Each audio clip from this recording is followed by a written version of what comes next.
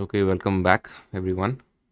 So we are continuing from where we left in the last class. Last class में the last thing we read was the relationship between TU and MU, relationship between total utility and marginal utility. Okay, that is when MU is positive, TU is increasing. When MU is 0, TU is at its maximum, which is also known as the point of satiety. And when MU becomes negative, TU starts falling. Before this, when we were studying the law of DMU, the law of diminishing marginal utility, वहाँ पे दो assumptions जैसे थे जो मैंने आपको कहा था कि बाद में पढ़ेंगे. The first assumption was monetary measurement of utility. We already saw what is cardinal measurement of utility, how it is measured in utils, but what is monetary measurement of utility? The second thing is mu of money is constant. ये दो चीज़ ऐसे थी जो आपको एक बार पढ़ के समझ में नहीं आती assumptions में, so वहीं से स्टार्ट कर रहे हैं हम. So what is marginal utility in terms of money? You already know what is marginal utility in terms of utils. You already know what is cardinal measurement of utility. तो इस class में हम लोग पढ़ रहे हैं कि मार्जिनल यूटिलिटी को इन टर्म्स ऑफ मनी कैसे एक्सप्रेस करें, इन टर्म्स ऑफ यूटिल्स कैसे एक्सप्रेस करें वो आपको पता है. So what is in terms of money. उसके पहले late us just study what is marginal utility of money. हाँ, marginal utility in terms of money express कैसे करते हैं वो तो पढ़ेंगे ही, लेकिन उसके पहले पढ़ रहे हैं कि मार्जिनल यूटिलिटी मनी का ही क्या होता है. What is marginal utility of money. कि मैंने आपको लॉ ऑफ डीएमयू में बताया था, लॉ ऑफ डीएमयू में मैंने आपको बताया था कि MU of money is constant. I told you MU of money is constant. So what is actually MU of money. What is MU of money. What is marginal utility of money. Okay, so it is the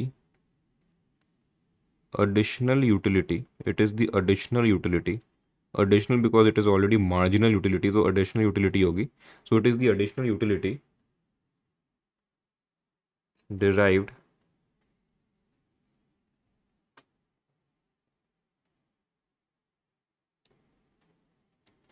by the consumer.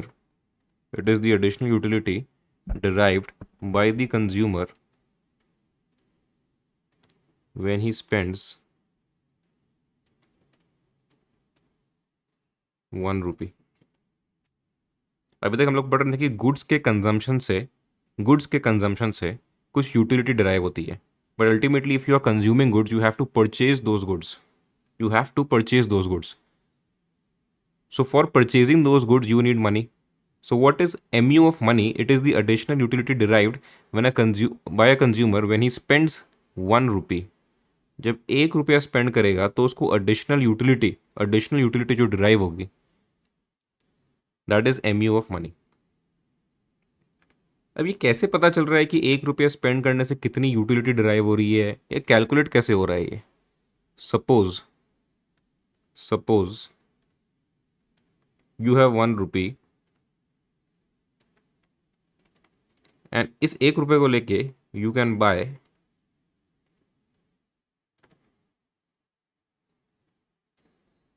समझ लीजिए 100 gram of sugar. You can buy 100 gram of sugar.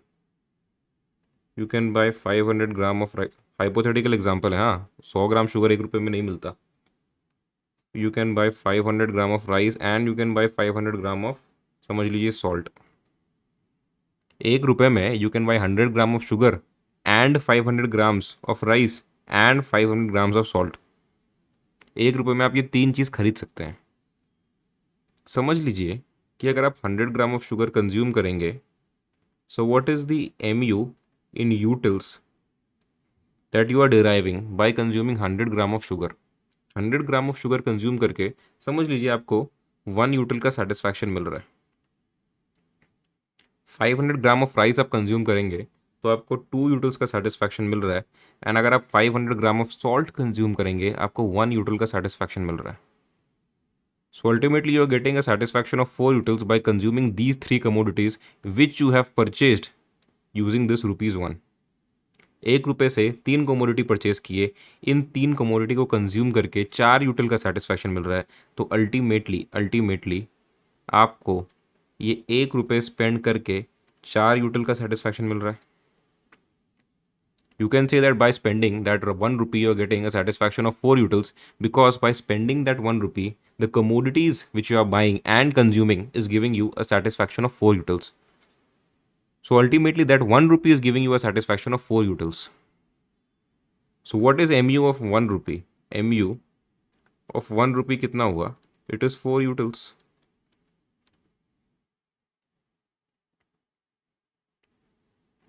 So this is marginal utility of money. This is mu of money. mu of money 4 utils मिला।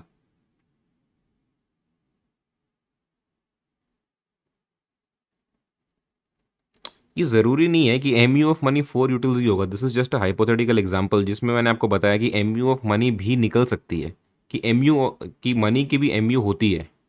Money also has marginal utility. What is the marginal utility? Depends on the amount of goods and services that money can buy. है ना, कि अगर आप 1 रुपया लेके ये सब गुड्स एंड सर्विसेज परचेज कर रहे हैं और इसको कंज्यूम कर रहे हैं, इससे आपको कुछ यूटिलिटी मिल रही है, तो ultimately it is the utility of money only ना। So what is mu in terms of money? It is mu of 1 rupee. Sorry, what is mu of money? It is mu of 1 rupee. What is mu of 1 rupee? It is 4 utils. इस example में mu of money 1 util भी हो सकता है, mu of money 5 utils भी हो सकता है, it can be 10 utils, कुछ भी हो सकता है, because mu differs from person to person। कि हो सकता है कि 100 ग्राम ऑफ शुगर आपको 1 यूटिल का सेटिस्फैक्शन दे रहा है, मुझे शुगर ज़्यादा पसंद है तो मुझे ये 10 यूटिल का सेटिस्फैक्शन देगा, और मेरे लिए फिर M U of money different आएगी, आपके लिए जो एम यू ऑफ मनी है वो डिफरेंट आएगी। But the thing which I am trying to explain here is money की एम यू होती है, उसको मेजर कर सकते हैं। Okay, now the next thing is what is mu in terms of money? What is mu in terms of money? तो formula wise का एक सिंपल एग्जाम फॉर्मूला है कि mu in terms of money is actually equal to mu in terms of utils by mu of 1 rupee। Okay, इसका एक simple formula ये है कि mu in terms of rupees equal to mu in terms of utils by mu of 1 rupee। mu of 1 rupee क्या होती है ये आपको समझ में आ गया। What is mu of 1 rupee? What is mu of money? So it is the additional utility derived by the consumer when he spends 1 rupee. That is mu of 1 rupee। So mu अगर आपको निकालना है कोई भी चीज़ का in terms of money, it is mu in terms of utils divided by mu of 1 rupee। Suppose mu of 1 rupee is equal to 2 utils। Assume कर लिया मैंने 2 utils है। पिछले एग्जाम्पल में हमने देखा था कि mu ऑफ मनी 4 utils निकल रहा था। mu differs from person to person. मैंने अज्यूम कर लिया कि mu ऑफ 1 rupee 2 utils है। And suppose I consumed rice lunch में and it gave me a satisfaction, और यूटिलिटी बोल दीजिए, of 4 utils। Okay, so mu of 1 rupee I know is 2 utils, and मैंने राइस कंज्यूम किया जिसने मुझे 4 utils का सेटिस्फैक्शन दिया। सो mu ऑफ राइस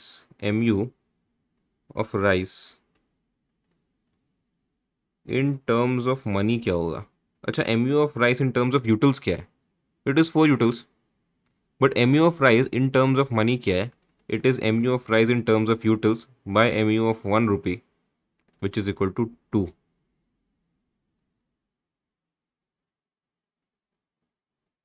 ठीक है, सो आपको ये पता चल गया कि mu of rice in terms of utils 4 utils था, लेकिन मेरे को एक्सप्रेस करना है mu in terms of money, जिसका फॉर्मूला है mu in terms of money is equal to mu in terms of utils by mu of 1 rupee. तो अगर आप ये फॉर्मूला इधर लगाएंगे कि mu in terms of mu of rice in terms of utils तो 4 था, and mu in terms and mu of money is 2. So what is mu of rice in terms of money? It is 2.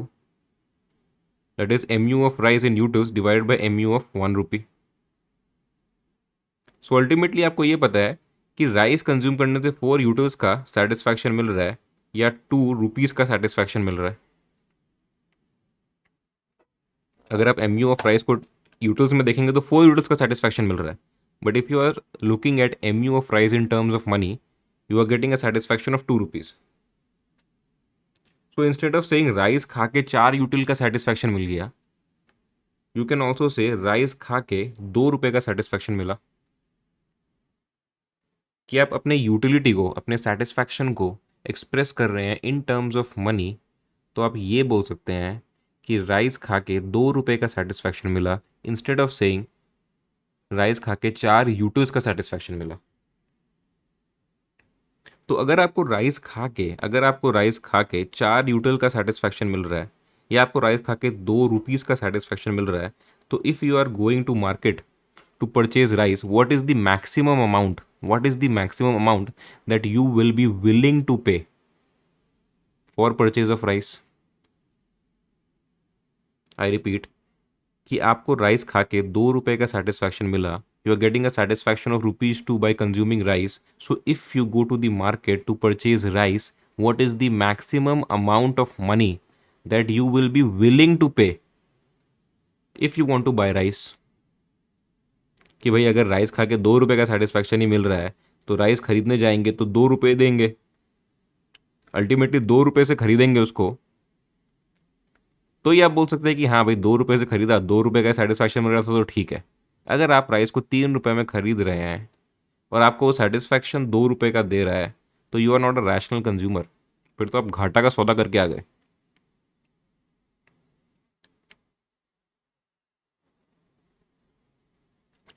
So mu in terms of money can also be said to be the maximum amount which the consumer is willing to pay for that commodity. कि आपको rice खा के 2 रुपये का satisfaction मिल रहा है, तो आप राइस खरीदने जाएंगे तो maximum amount which you will be willing to pay for that rice is ₹2।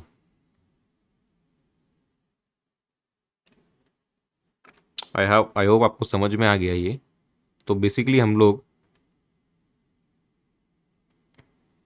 ये पढ़ चुके थे कि मार्जिनल यूटिलिटी क्या है, टोटल यूटिलिटी क्या है, what is marginal utility in terms of utils. Marginal utility in terms of money इसलिए पढ़ना पड़ा क्योंकि कंज्यूमर इक्विलिब्रियम का जो कॉन्सेप्ट है, कंज्यूमर इक्विलिब्रियम का जो कॉन्सेप्ट है, उसमें मार्जिनल यूटिलिटी को इन टर्म्स ऑफ मनी एक्सप्रेस करना पड़ रहा है।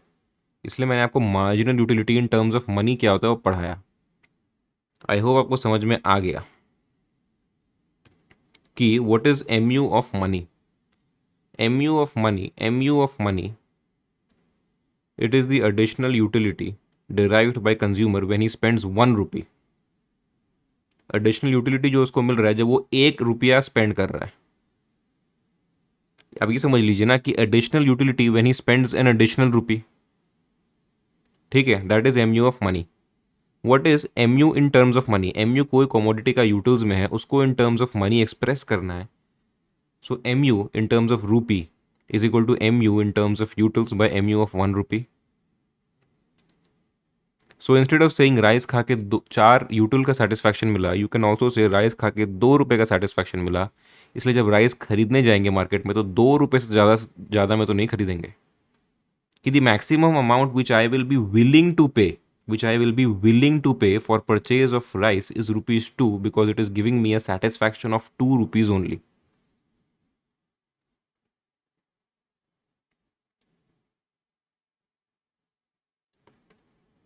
आई होप आपको समझ में आ गया ये।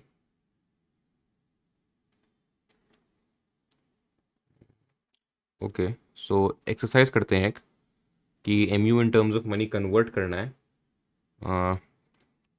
क्वेश्चन बता रहा हूँ। सपोज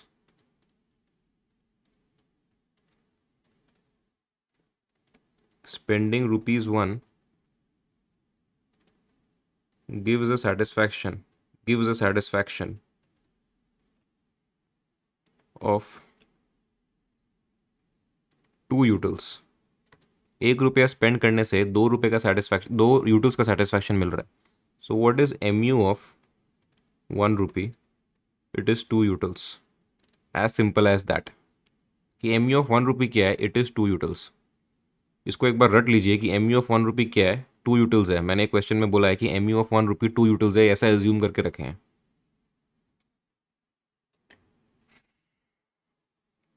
नाउ समझ लीजिए आप कुछ यूनिट्स ऑफ कमोडिटी कंज्यूम कर रहे हैं।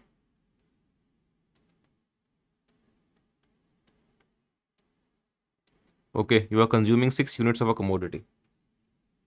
एम यू, जब आप फर्स्ट यूनिट कंज्यूम करने जा रहे हैं उस कमोडिटी का, you are getting a marginal utility, you are getting a marginal utility of 20 utils.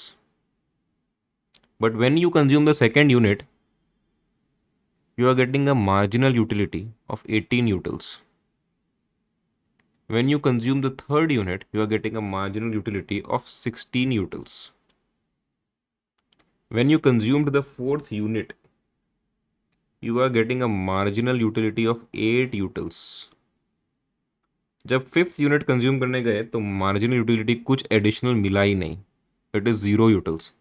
But when you consumed the sixth unit, you are getting a marginal utility of -5, which has led to negative utility or disutility because of excessive consumption. Excessive consume आपने कर लिया है, इसलिए marginal utility has become negative. और marginal utility आप देख रहे हैं कि यहाँ से यहाँ एडिशनल यूनिट कंज्यूम करने से गिरता चला जा रहा है, गिरता चला जा रहा है, गिरता चला जा रहा है, because of operation of law of diminishing marginal utility. As you consume more and more units of a commodity, the utility derived from each successive unit goes on decreasing. इतना तो आपको पता चल गया होगा अब तक, ठीक है। अब आपको दिया हुआ है यूनिट्स क्या है, आपको दिया हुआ है एम यू क्या है, and now you have to convert M U in terms of money. एकदम सिंपल क्वेश्चन है, M U in terms of money convert करना है बस। एम यू को कन्वर्ट करना है in terms of money. Formula एक बार वापस दिखा रहा हूँ कि M U in rupees is equal to M U in utils by M U of 1 rupee. आपको क्वेश्चन में मैंने बता दिया है कि M U of 1 rupee is equal to 2 utils. Now you have to convert M U in terms of money. mu in terms of money is equal to mu in terms of utils. It is equal to mu in terms of utils by mu of 1 rupee, mu of 1 rupee, which is 2. Mu of 1 rupee is 2. Mu in terms of utils is 20. So what is mu in terms of money? It is mu in terms of utils by mu of 1 rupee, which is 20 by 2, which is equal to 10. mu in terms of money कैसे convert करना है, बस इतना ही बता रहा हूँ। हाँ, formula रट्टा मार के भी कर सकते हैं, कोई दिक्कत नहीं है, लेकिन लॉजिकली करेंगे तो ज़्यादा सही रहेगा। कि अब सेकंड में आपको पता है कि M U in terms of money क्या है? It is M U in terms of utils by M U of 1 rupee, which is equal to 9। M U in terms of money is M U in terms of utils by M U of 1 rupee, which is equal to 8। इसमें it is 8 by 2, which is equal to 4। Fifth unit consume करेंगे, it is 0 by 2, which is equal to 0। And अगर आप six unit consume कर रहे हैं and M U is -5, it is -5 by 2 is equal to -2.5, which is M U in terms of money. M U in terms of money निकल गया। Logically मैंने आपको बताया क्या था, what is M U in terms of money. I told you what is M U in terms of money. कि मैंने आपको बताया कि राइस खा के अगर 4 यूटिल का सेटिस्फैक्शन मिल रहा है, कन्वर्ट करके ये बोल सकते हैं कि राइस खा के 2 रुपीज़ का सेटिस्फैक्शन मिल रहा है। कि after consuming a rice I am getting a satisfaction of 2 rupees. So what is the maximum amount I will be willing to pay for purchase of rice? Maximum amount I will be willing to pay is 2 rupees.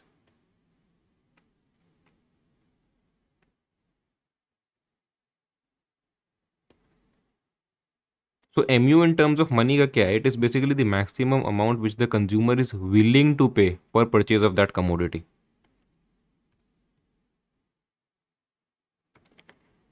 इसको interpret करेंगे, what does this actually mean? This means satisfaction derived by the consumer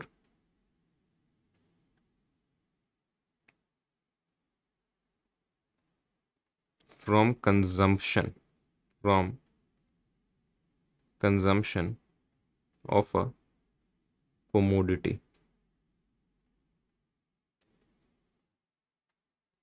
utils मतलब क्या होता है?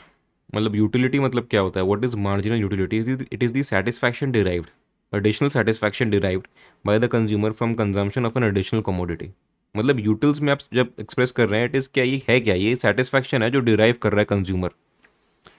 When you are expressing it in terms of money, what does this logically mean? इसका logically मतलब क्या होता है? What does this logically mean?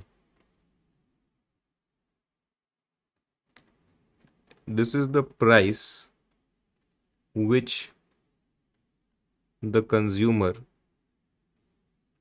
is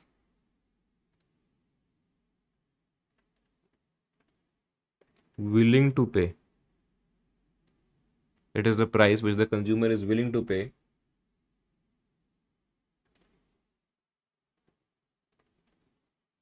given the satisfaction he derives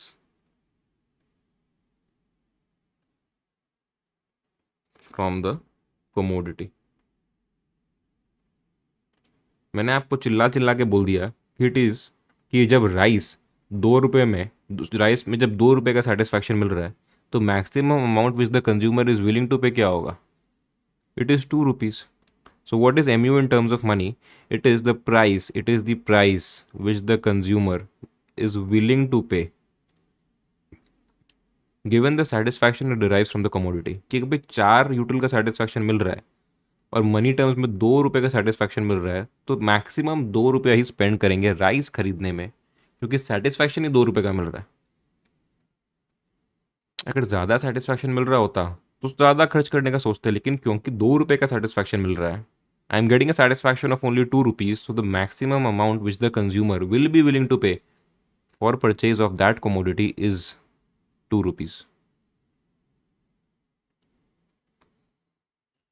Okay? एक छोटा सा कॉन्सेप्ट है इसमें कि it is assumed that MU of money is constant.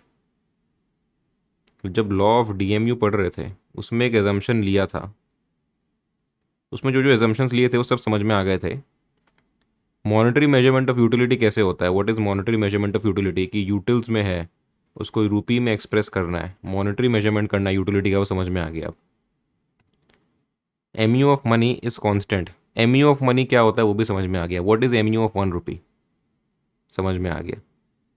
MU of money is constant, इसका क्या मतलब है? कि हम लोग अज्यूम करके चल रहे हैं कि MU of money is constant. We have assumed in law of DMU that MU of money is constant. So what does it actually mean of MU of money being constant?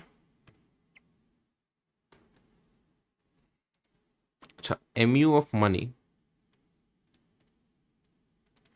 Reality में constant होता है क्या? MU of money क्या reality में concept होता है क्या, constant होता है क्या? The answer is a big no. MU of money is not constant. इसलिए तो अज्यूम कर रहे हैं कि MU ऑफ मनी कांस्टेंट है. अगर MU ऑफ मनी रियलिटी में कांस्टेंट ही होता तो अज्यूम करना पड़ता क्या? अज्यूम तो वही कर रहे हैं जो होता नहीं है. एक्चुअल में जो होता नहीं है उसी को अज्यूम करते हैं. सो MU ऑफ मनी कांस्टेंट है, ये अज्यूम करके चल रहे हैं, बट रियलिटी में MU of money is not constant.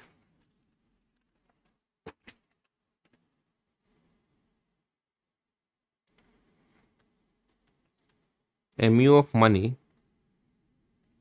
actually increases, it increases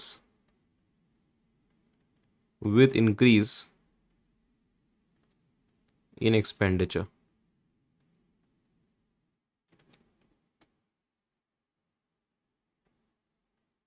आप खुद सोचिए कि when a consumer spends money,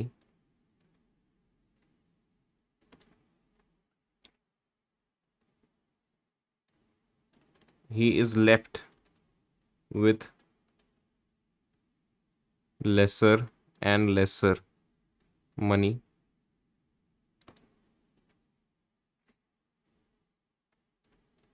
So this remaining money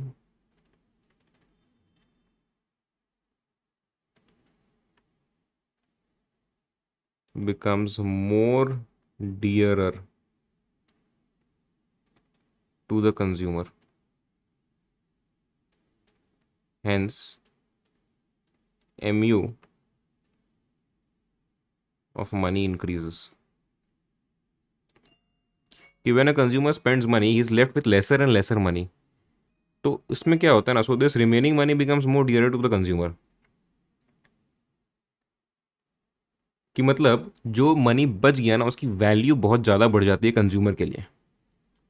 कि आपके पास 10 रुपये थे तो आपके लिए उसमें से 2 रुपये स्पेंड करना कोई बड़ी बात नहीं है. वो 2 रुपये की आपके लिए उतनी वैल्यू नहीं है क्योंकि आपके पास 10 रुपये हैं.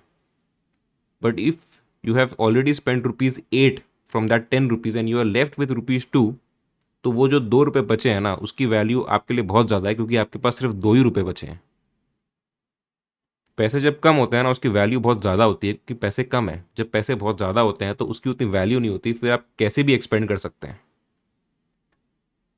But if you are left with only ₹2, then that remaining ₹2 becomes more dearer to you and that increases your MU.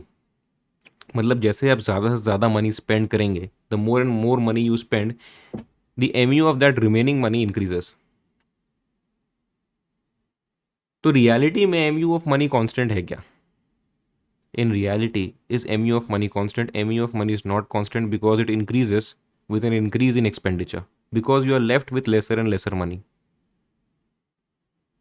और आपने तो पहले ही पढ़ा था जब कोई कमोडिटी हम लोग कंज्यूम कर रहे हैं तो जब लेसर क्वांटिटी कंज्यूम करते हैं, जब लेसर होता है वो क्वांटिटी में तो उसका MU ज़्यादा होता है. जब ज़्यादा से ज़्यादा कंज्यूम कर लेंगे तो ही उसका MU गिरने लग जाता है. तो जब मनी थोड़ा सा ही है तो उसका MU बहुत ज़्यादा होता है. ठीक है. लेकिन this increase of MU is actually ignored in the concept of consumers equilibrium. कि आप जब लॉ ऑफ DMU में पढ़ रहे थे, when you were studying the law of DMU, तब आपने ये अज्यूम कर लिया था, तब you had to assume that MU of money is constant. MU of money आपने कांस्टेंट अज्यूम कर लिया.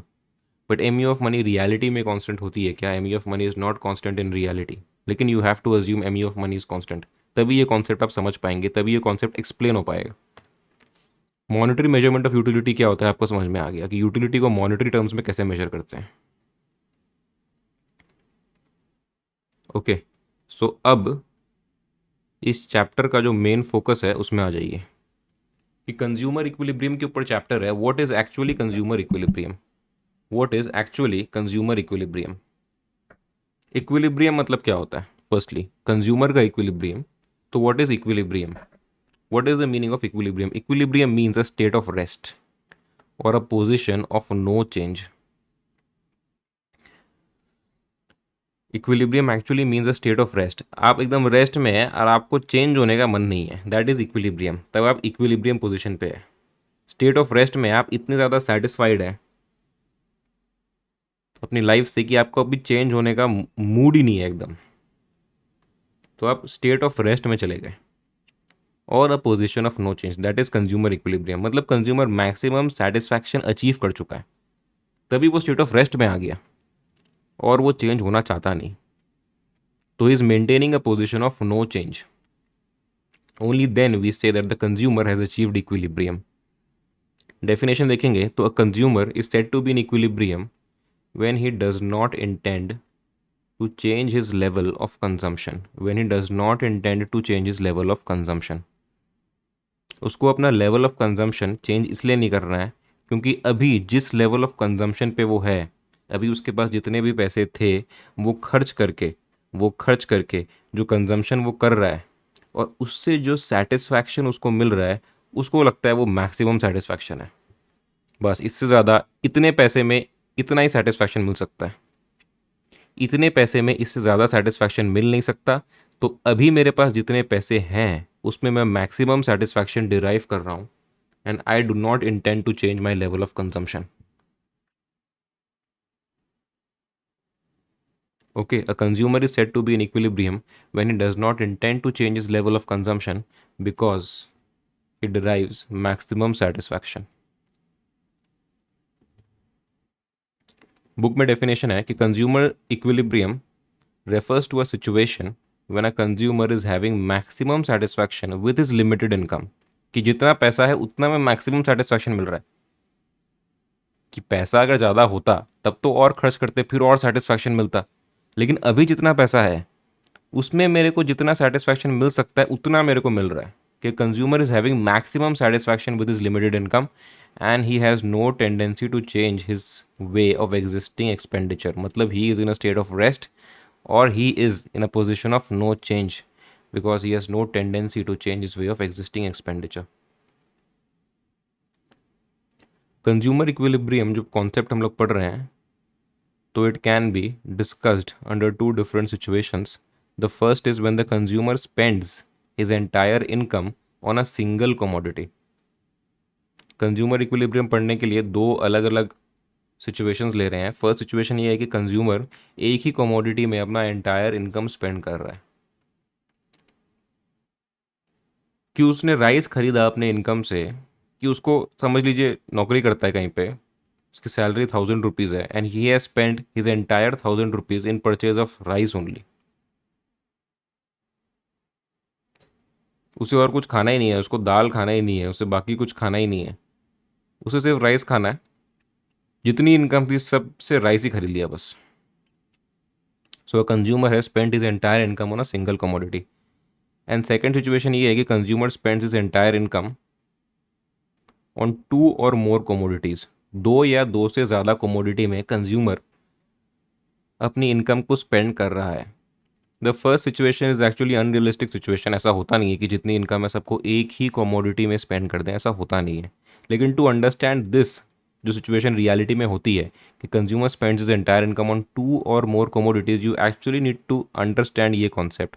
तब ये कॉन्सेप्ट समझेंगे तब आप ये कॉन्सेप्ट समझ पाएंगे। ऐसा नहीं कि ये रियलिटी में होता ही नहीं है तो ये कॉन्सेप्ट समझे ही नहीं, क्योंकि अगर आप सिंगल कमोडिटी नहीं समझेंगे तो आप मल्टीपल कमोडिटीज़ वाला कॉन्सेप्ट समझ नहीं पाएंगे। That's why we have to study कि कंज्यूमर सिंगल कमोडिटी में जब इनकम स्पेंड करता है तो कंज्यूमर इक्विलिब्रियम कैसे अचीव होता है। ओके, अब आ जाइए कंज्यूमर इक्विलिब्रियम एक कमोडिटी केस में, मतलब one commodity case when the consumer has spend his entire income on a single commodity.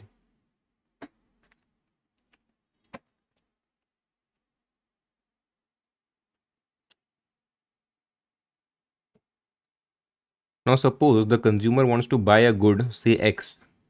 एक गुड है which is X which the consumer wants to buy. याद रखिएगा वन कोमोडिटी केस में the consumer is buying only one good which is X. Okay, तो consumer को एक good खरीदना है which is X, which is priced eight ₹10। उसका price ₹10 है। एक गुड एक्स खरीदना है, इसका प्राइस ₹10 है। एंड अज्यूम करना है कि M U of ₹1 is equal to 1 newton. ये अज्यूम करके चलना है कि M U of ₹1 is equal to 1 newton, क्योंकि कंज्यूमर इक्विलिब्रियम केस में you actually need M U in terms of money and not in utils. So you have to convert M U in utils को M U in terms of money. उसके लिए you need M U of ₹1, है ना। तो M U of ₹1 you have to assume here is equal to 1 Newton, simplicity के लिए कि ये एग्जाम्पल सिंपल रहे, बहुत ज़्यादा कॉम्प्लेक्स नहीं हो। तो कंज्यूमर को एक गुड खरीदना है एक्स, प्राइस है ₹10, M U of ₹1 is equal to 1 Newton. अब कंज्यूमर यूनिट्स खरीद रहा है, कितना यूनिट्स उसको खरीदना चाहिए कि वो इक्विलिब्रियम पोजीशन पे आए, कि मतलब वो अपना लिमिटेड इनकम ऐसे स्पेंड करे कि वो एक पोजीशन ऑफ रेस्ट में आ जाए, उसको मैक्सिमम सेटिस्फैक्शन डिराइव हो जाए with his limited income. What is the price of commodity? Price क्या है कमोडिटी का? इसमें आपने देखा था what is the price of commodity, price at ₹10 per unit. तो प्राइस क्या है? फर्स्ट का 10, सेकंड का क्या है? सेकंड कमोडिटी परचेज करेंगे तो कितना पैसा देना पड़ेगा? 10 रुपये देना पड़ेगा ना, प्राइस तो चेंज हो नहीं रहा है, तो प्राइस तो वही रहेगा कमोडिटी का, 10 रुपये। MU in terms of utils is already given. What is MU in terms of money? मतलब INR लिखा है मैंने यहाँ पे, in terms of rupees. What is MU in terms of money? MU in terms of money कैसे निकालते थे? If you remember, it is MU in utils by MU of 1 rupee. What is MU of 1 rupee? It is 1. So MU in terms of utils by MU of 1 rupee is equal to 20 again. MU in terms of utils 16 है, MU of 1 rupee 1 है, तो is equal to 16. 10 by 1 is equal to 10. 4 by 1 is equal to 4. 0 by 1 is equal to 0. Minus 6 by 1 is equal to minus 6. तो इधर आप notice करेंगे तो MU in terms of utils and MU in terms of money same आ गया, क्योंकि मैंने MU of 1 rupee, मैंने MU of 1 rupee 1 अज्यूम कर लिया था। सपोजिटली अगर MU of 1 rupee is equal to 2 utils में अज्यूम कर लेता तो it would have been a different case. Sorry for the disturbance. तो ये पढ़ रहे थे कि MU in terms of money कैसे निकालना है। MU in terms of money हमने निकाल लिया, ठीक है। तो what is MU in terms of money? लेकिन अगर मैं ये बोल रहा था कि MU इन ऑफ 1 रुपी मैं अगर 2 दे देता तो of course this would have changed. MU in terms of money and MU in utils different होता। अगर मैं यहाँ MU ऑफ मनी 2 दे देता तो it would have been 20/2 is equal to 10, है ना। तो मैंने for simplicity MU in utils and MU of money को सेम कर दिया। Now what is difference between MU and price? What is difference between MU and price? It is 20 minus 10 which is equal to 10. 16 MU minus price is 10 is equal to 6. 10 minus 10 is equal to 0.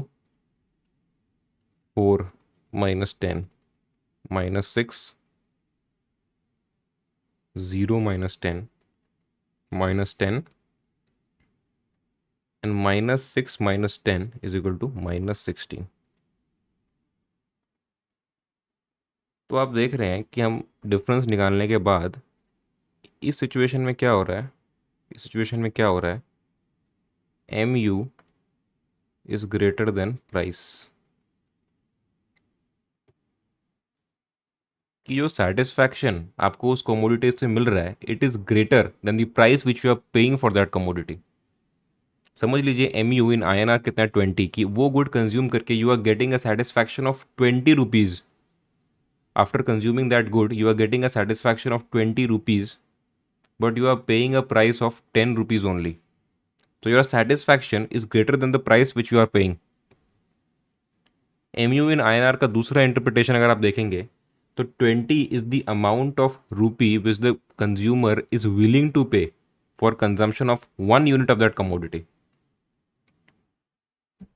कि 20 rupees is the amount which the consumer is willing to pay. Consumer 20 willing to pay है because is getting a satisfaction of 20 utils,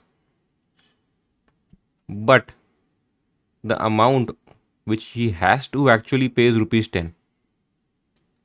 तो उसका जो satisfaction level है is greater than the price which he is paying for that commodity.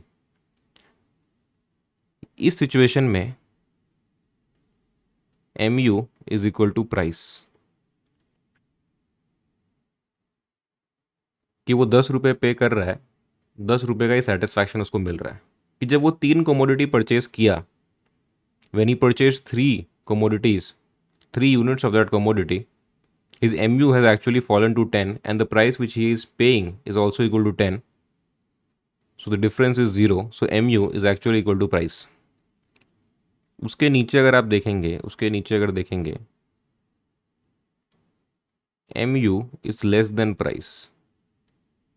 MU is less than price. मतलब जो satisfaction उसको मिल रहा है, the satisfaction which is deriving from consumption of that commodity is not worth the price he is paying for that commodity. कि satisfaction मिल रहा है 4 रुपए का, प्राइस पे कर रहे हैं 10 रुपए, तो ऐसा कंजम्पशन हम करें क्यों? ऐसा कंजम्पशन क्यों करें कि सेटिस्फैक्शन मिले नहीं और पैसा खर्च होते जाए? तो rational consumer will never consume above 3 units. A rational consumer will never consume above 3 units because the price which he is paying is more than the satisfaction which he is deriving from that commodity. Consumer first second units में operate नहीं करेगा, मतलब consumer 2 units consume नहीं करेगा या 1 unit consume नहीं करेगा, क्योंकि उसका सेटिस्फैक्शन लेवल जो है वो प्राइस जो पे कर रहा है उससे ज़्यादा है. His satisfaction is more than the price which he is paying.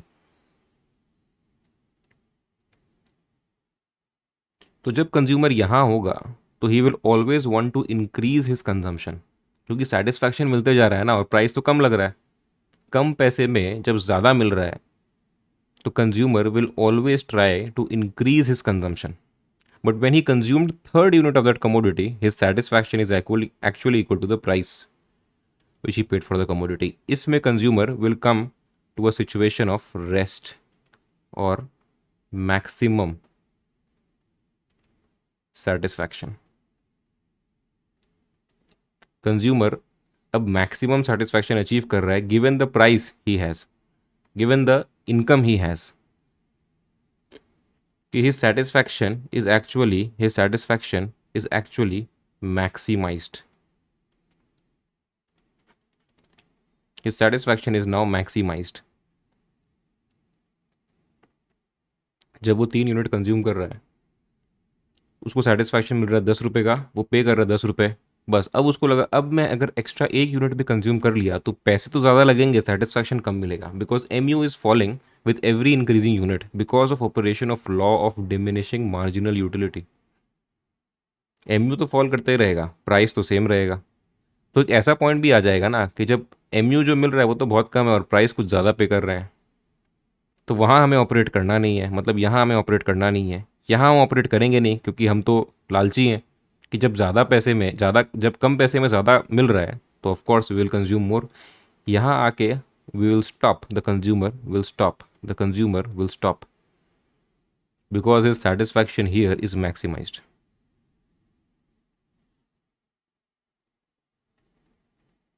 So this is basically called consumer's equilibrium. This situation is called consumer's equilibrium. अगर आप ग्राफ में इसको प्लॉट करना चाहेंगे, if you want to plot it on a graph, okay, तो graph में plot करेंगे तो समझ लीजिए 0 units, 1 unit, 2 unit, 3, 4, 5, 6 units consumer consume कर रहा है. तो the consumer is consuming 6 units.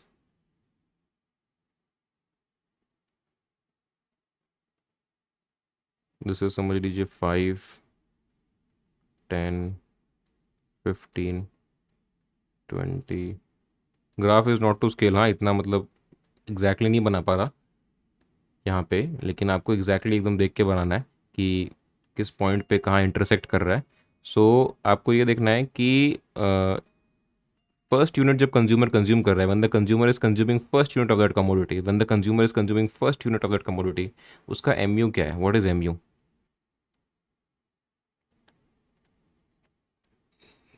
X axis में आप प्लॉट कर रहे हैं कोमोडिटी का units, and here you are plotting price and MU. So when the consumer is consuming first unit, his MU is how much? His MU is 20. His MU is 20. His MU is 20. MU उसका 20 है. तो first unit का consumption में consumer का MU is 20, it will be somewhere here. When the consumer consumes second unit, his MU falls to 16. So MU second unit में will be somewhere here. When the consumer consumes third unit, his MU falls to 10, so MU of third unit will be somewhere here. When the consumer consumes fourth unit, his mu is 4, so it will be somewhere. कहाँ होगा? इधर होगा. When the consumer consumes fifth unit, his mu becomes 0. है ना? Fifth unit जब consume कर रहा है तब तो mu 0 है. When the consumer has consumed the sixth unit, his mu is -6. Six unit में mu -6 में है, समझ लीजिए यहाँ कहीं होगा.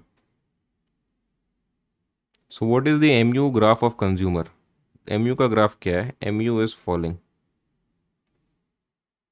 mu is falling. mu तो वैसे भी आपको पता था कि mu will always fall because of operation of law of DMU. This is mu x, मतलब mu of commodity x which is falling. अब आपको प्लॉट करना है कि प्राइस क्या है. What is the price of the commodity? Price is 10 rupees. Price is constant, हमेशा price constant है. तो प्राइस प्लॉट करेंगे तो price will be here.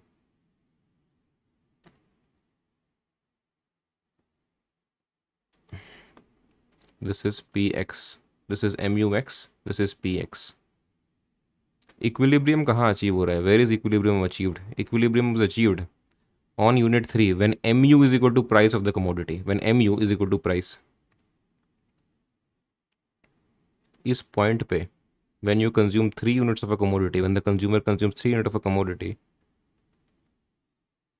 a situation arises where mux is equal to px,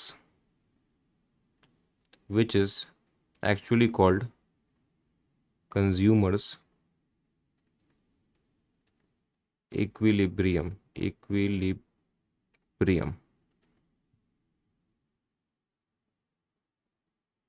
okay.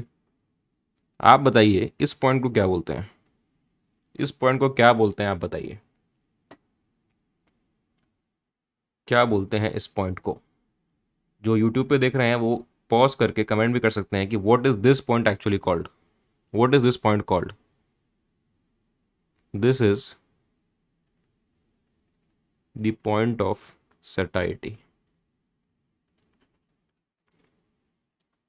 This is the point of satisfaction कि अगर पैसा नहीं भी होता मेरे पास, या पैसा बहुत ज़्यादा होता और कोई रुकावट नहीं होती कि कंज्यूम करते जाओ करते जाओ करते जाओ, फिर भी मैं इससे ज़्यादा कंज्यूम नहीं करता, because this is the point of satisfaction और द पॉइंट ऑफ सैचुरेशन, कि इससे ज़्यादा मैं कंज्यूम करूँगा तो मेरे लिए डिसयूटिलिटी हो जाएगी. पैसे की बात तो छोड़ दीजिए, पैसे छोड़ दीजिए, पैसे अगर बहुत ज़्यादा हो फिर भी मैं इस पॉइंट से आगे कंज्यूम नहीं करूँगा, because it will lead to disutility, it will lead to dissatisfaction, it will not lead to satisfaction, है ना. तो this is the point of satisfaction.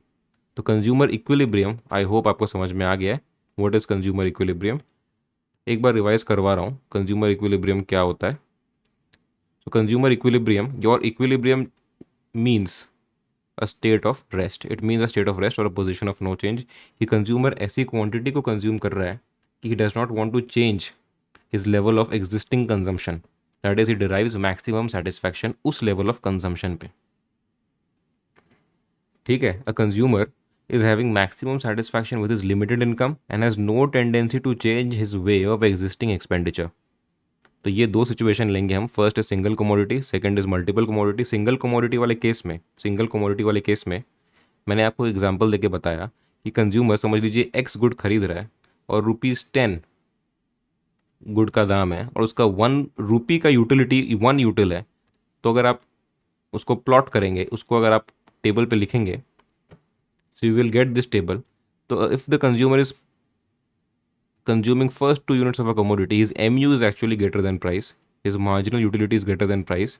मतलब the satisfaction which he is getting is actually more as compared to the price which he is paying. कम पैसे में ज़्यादा मिल रहा है. So he will increase his consumption. When he comes to consuming unit 3, his mu is actually equal to price, मतलब his satisfaction is actually equal to the price which he is paying. That position is known as the position of consumer equilibrium or the position of rest or the position of maximum satisfaction when the consumer's satisfaction is maximized. If he consumes anything above that, his marginal utility will be less than the price. Okay, मतलब the satisfaction is not worth the price which is paying for that commodity. I repeat, the satisfaction is not worth the price which is paying for that commodity. So a consumer will always operate at unit 3. A rational consumer will always operate at unit 3.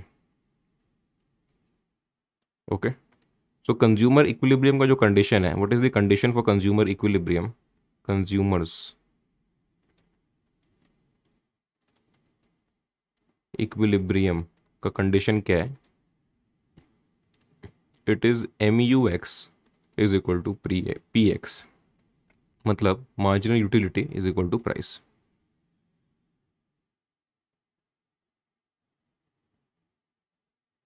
अच्छा, मैंने आपको एक बार और पढ़ाया था कि MU in terms of money क्या होता है. MU in terms of money is actually MU in terms of utils by MU of 1 rupee, है ना. तो can this be also written as MU by MU of 1 rupee is equal to PX. इसको आप rephrase करेंगे, it will be MUX by PX equal to MUM. MUM is the MU of 1 rupee. ठीक है, अगर आप इसको rephrase करेंगे you will get this. अब ये दोनों का इंटरप्रिटेशन क्या होता है? ऑफकोर्स आपको सॉल्व करके आपको फॉर्मूला देख के पता तो चल ही गया होगा कि हाँ, इससे इससे ये निकाल दिया. बट इसका मीनिंग क्या हुआ? What is the interpretation of this? This basically means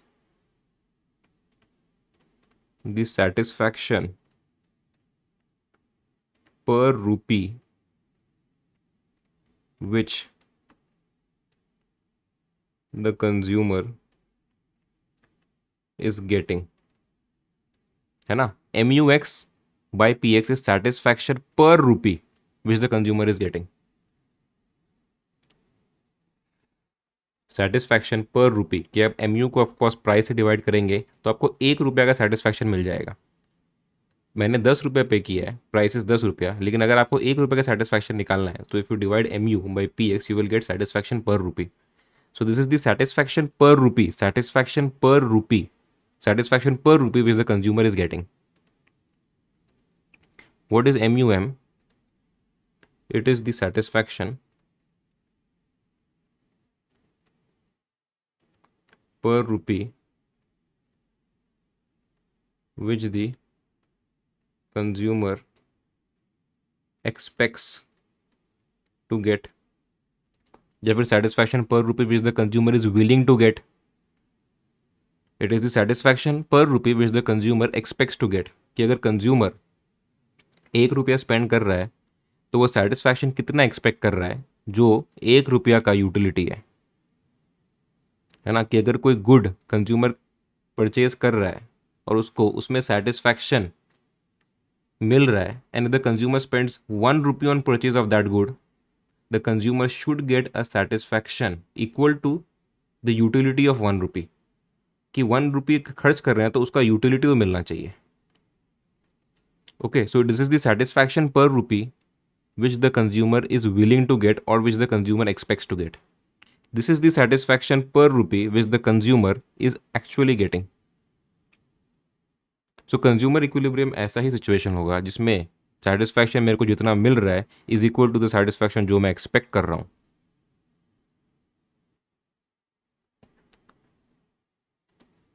मुझे बस आपको ये बताना था कि MUX by PX is equal to 1 U is equal to MUM. This can be expressed as this.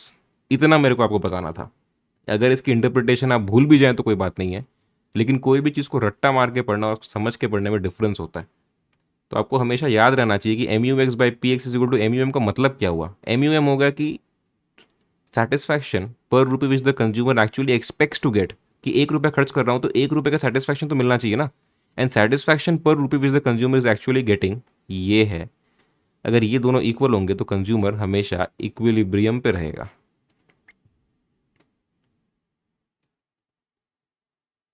कि इसको अगर आप एक्सप्रेस कर रहे हैं जब कंज्यूमर इक्विलिब्रियम पे है, so what is MUX by PX इधर.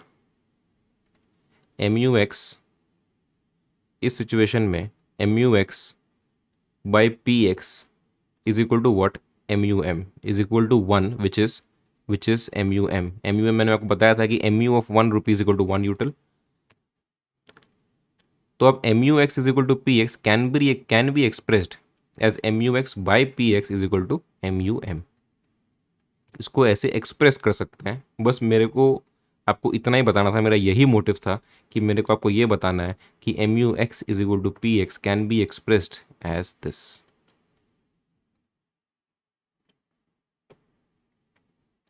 ओके, एक क्वेश्चन ले रहा हूँ.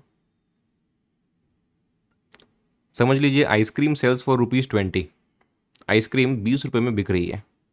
प्रिया who likes ice cream has already consumed 4. 4 unit ice cream already खा के बैठी है. Her marginal utility of 1 rupee is equal to 4. Marginal utility of 1 rupee 1 नहीं है यहाँ पे. Marginal utility of 1 rupee is equal to 4. Now should she consume more ice cream और stop the consumption. आपको ये बताना है कि उसको और आइसक्रीम कंज्यूम करनी चाहिए या कंजम्पशन यहीं पे स्टॉप कर देना चाहिए. ये आप कैसे निकालेंगे? आपको पता है कंज्यूमर इक्विलिब्रियम का फॉर्मूला क्या है. What is the formula for consumer equilibrium? It is this. This is the formula for consumer equilibrium. अगर आप इसमें डेटा लगा पाएंगे, अगर आप इसमें डेटा फिट कर पाएंगे, तो व्हाट इज MUX पता है आपको? नहीं पता. PX पता है? Of course ice cream sells for 20 rupees. What is MUM? 4 rupees. So you are getting MUX is equal to 80. मतलब कंज्यूमर इक्विलिब्रियम पे तब रहेगा, कंज्यूमर इक्विलिब्रियम पे तब रहेगा जब उसको MUX 80 मिल रहा हो. If Priya is getting an MUX of 80 rupees then she is at equilibrium. She is at equilibrium. क्योंकि ये कंज्यूमर इक्विलिब्रियम का फॉर्मूला है. इसमें अगर आप ये डेटा लगाएंगे एंड इफ MUX 80 आया, तो अगर प्रिया को भी 80 का मार्जिनल यूटिलिटी मिल रहा है, if Priya is getting a marginal utility of 80 rupees, she should stop consumption and be at a state of rest because consumer equilibrium is a state of rest.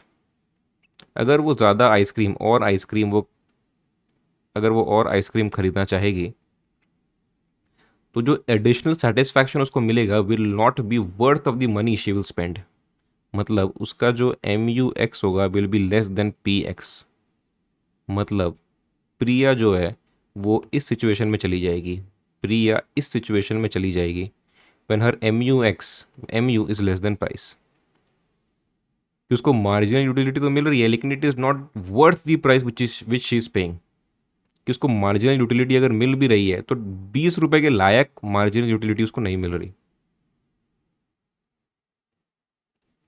Okay, सो अगर marginal utility if Priya after consumption of 4 units her MUX is equal to 80, she should not consume any more. उसका consumption उसको उधर ही stop कर देना चाहिए. But if her MUX is less than 80, sorry, अगर उसका MU greater than 80 है, अगर उसका MU ग्रेटर देन 80 है, समझ लीजिए she is getting an MU of 100, तो उसको एडिशनल यूनिट कंज्यूम करनी चाहिए क्या? Yes. Then she should keep consuming until her MU is equal to 80. तो उसको कंज्यूम करते रहना चाहिए, कंज्यूम करते रहना चाहिए जब तक उसका MU 80 नहीं हो जाता. क्योंकि अगर उसका MU 80 हो गया तब तो वो इक्विलिब्रियम पे आ जाएगी. तो उसके बाद अगर वो कंज्यूम करेगी तो MUX will be less than PX and her equilibrium will be disturbed. लेकिन अगर उसको MU ज़्यादा मिल रहा है तो she should keep consuming. Every successive unit अगर कंज्यूम करेगी तो उसका जो मार्जिनल यूटिलिटी है वो कम होते जाएगा because of operation of law of diminishing marginal utility. तो अगर एवरी सक्सेसिव यूनिट पे मार्जिनल यूटिलिटी कम होते जाएगा तो शी शुड वेट, तब तक कंज्यूम करते रहना चाहिए जब तक मार्जिनल यूटिलिटी 80 हो जाता है. अगर 80 हो गया तो she should stop consumption there. तो इसका आंसर क्या है? Should she consume more ice cream और stop the consumption? So if her marginal utility of 80 has already been achieved, then she should stop consumption and not consume anymore. But if her marginal utility is greater than 80, then she should keep consuming until her marginal utility, until her MU falls to 80.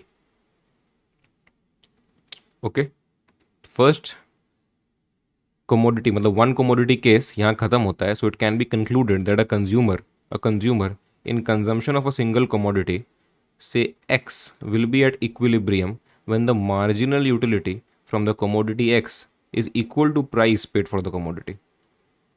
मतलब equilibrium पे तब रहेगा when mu x is equal to px, और इसको express करने का अलग तरीका mu x by px is equal to mu m. Okay, I hope आपको इतना तक समझ में आ गया है. नेक्स्ट जो टॉपिक है वो है consumer equilibrium in case of two commodities, but this is quite a long topic. The class is already crossed 1 hour. अगर मैं करूँगा तो ये वीडियो बहुत ज़्यादा लंबी हो जाएगी. So let us just revise अब तक जो पढ़ा, and consumer equilibrium two commodity का जो केस है वो हम नेक्स्ट क्लास में कवर अप कर लेंगे. ओके, सो आज हमने क्या देखा? We started with marginal utility in terms of money. MU in terms of money क्या होता है उसके लिए पहले समझना पड़ेगा what is MU of money. So MU of money, it is the additional utility derived by the consumer when he spends 1 rupee. मतलब additional utility derived by the consumer when he spends an additional rupee. मैंने आपको ये बता भी दिया था कि MU of money निकाला कैसे जाता है. एग्जाम पॉइंट ऑफ व्यू से एकदम भी इंपॉर्टेंट नहीं है कि MU ऑफ मनी निकाला कैसे जाता है, लेकिन कंसेप्चुअली अगर आप ये पढ़ रहे हैं कि MU ऑफ मनी क्या है तो आपको ये भी पता होना चाहिए कि MU ऑफ मनी निकालते कैसे हैं. ठीक है. Now MU in terms of money मैंने आपको एक्सप्रेस करने बोला था कि MU टर्म्स ऑफ मनी में कैसे एक्सप्रेस करेंगे. तो यूटिल्स में तो ऑलरेडी है, मनी में एक्सप्रेस करना है तो MU of in terms of rupees is equal to MU in utils by MU of 1 rupee. ठीक है. नेक्स्ट मैंने आपको एक एक्सरसाइज कराई थी कि MU in terms of utils तो दिया हुआ है, MU in terms of money कैसे कन्वर्ट करना है. MU in terms of money का इंटरप्रिटेशन करें तो क्या होगा? It is the price which the consumer is actually willing to pay given the satisfaction it derives from the commodity. Satisfaction को देखते हुए कितना प्राइस वो विलिंग टू पे है, it is MU in terms of money. Now it is assume that MU of money is constant, but reality में is MU of money constant है कि नहीं है? नहीं है, क्योंकि ज़्यादा से ज़्यादा जब आप पैसे खर्च करेंगे कम से कम पैसा बचते जाएगा. जो कम से कम पैसा बचा उसकी वैल्यू आपके लिए बहुत है. तो MU of money is not constant, it is increasing with increase in expenditure. But for the sake of simplicity and we, in law of diminishing marginal utility and the concept of consumer equilibrium, we have assumed that MU of money is constant. फिर मैंने आपको बताया main thing कि consumer equilibrium होता क्या है. Consumer equilibrium is actually a state of rest और a position of no change. मतलब कंज्यूमर संतुष्ट है, consumer is derives maximum satisfaction. His satisfaction is maximized. He does not intend to change his level of consumption because he is deriving maximum satisfaction with limited income and has no tendency to change his existing expenditure. Consumer equilibrium का दो case क्या है? एक है single commodity case, एक है multiple commodity का case. Single commodity का केस में मैंने आपको एक एग्जांपल दिया था कि समझ लीजिए 1 rupee is equal to 1 util करके एक गुड एक्स खरीदना है और प्राइस 10 रुपये है. तो आप कितना कमोडिटी खरीदेंगे? आप उतना कमोडिटी खरीदेंगे जब तक आपका MU is equal to price नहीं हो जाता. जब आपका MU is equal to price हो जाएगा तब आप कंजम्पशन स्टॉप कर देंगे, क्योंकि लिमिटेड इनकम में वही मैक्सिमम सेटिस्फैक्शन है जो आप डिराइव कर सकते हैं. आप ग्राफ में प्लॉट करेंगे तो ऐसा कुछ ग्राफ बनेगा कि ये PX की लाइन है, MUX की लाइन ये है, because MU is always following. This is the point of satiety. And जहाँ पे MU एंड PX इंटरसेक्ट कर रहे हैं, जहाँ पे MUX एंड PX इंटरसेक्ट कर रहे हैं, जब MUX is equal to PX हो रहा है, it is the point of consumer equilibrium. Second मैंने आपको ये बताया था कि MUX is equal to PX जो कंज्यूमर इक्विलिब्रियम का कंडीशन है, it can also be expressed in this manner कि MUX by PX equal to M U M. ठीक है, इसका मीनिंग क्या होता है? M U X by P X is actually the satisfaction पर रूपी which the consumer is getting with the consumption of that commodity, and MUM is the satisfaction per rupee which the consumer expects to get. Okay, जब ये दोनों equal हो जाएंगे the consumer will be said to be in equilibrium. फिर मैंने आपको example पढ़ाया था कि एक लड़की है प्रिया जो आइसक्रीम कंज्यूम करना चाहती है। ठीक है, 20 रुपए की आइसक्रीम है, कितना यूनिट उसको कंज्यूम करना चाहिए? तो अगर आप ये फॉर्मूला लगा के इसमें डेटा बैठा के करेंगे तो आपको पता चलेगा कि एम यू एक्स उसका 80 अगर जब हो जाएगा तो वो कंजम्पशन स्टॉप कर देगी। तो ये कंक्लूड कर सकते हैं हम कि a consumer in consumption of a single commodity will be at equilibrium when marginal utility from the commodity is equal to price paid for the commodity। मतलब MUX is equal to PX। ठीक है, तो आज यहीं stop कर रहे हैं, यहाँ एंड कर रहे हैं। कल हम लोग consumer equilibrium in case of two commodity वाला केस पढ़ेंगे, एंड फिर उसके बाद इंडिफरेंस कर्व एनालिसिस अगर हो सकता है तो स्टार्ट कर देंगे। Okay, so thank you.